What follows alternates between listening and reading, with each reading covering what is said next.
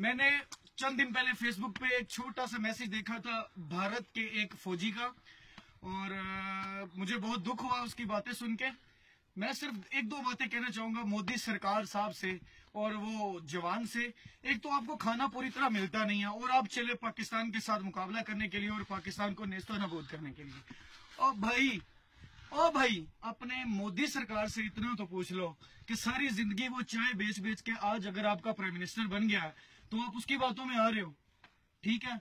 और मैं आपको एक छोटी सी बात करूं, हम तो यहाँ पे ये देखो बर्फ हो रही है, यहाँ पे हम खड़े हैं पाकिस्तान की हिफाजत के लिए। बच्चे जब दिल करे जब भी कहे, मैं तो नहीं कहता हूँ कि मैं वहां पे आ रहा हूँ, ये मैं नहीं कहता हूँ। और जिस तरह हम कह रहे थे कि भाई मैं आ रहा हूँ, मुझे मोदी बता दे, मुझे मोदी बता दे। तुझे मोदी बताएगा तू अपने घर जाएगा या हमारे पास लड़ने के लिए आएगा?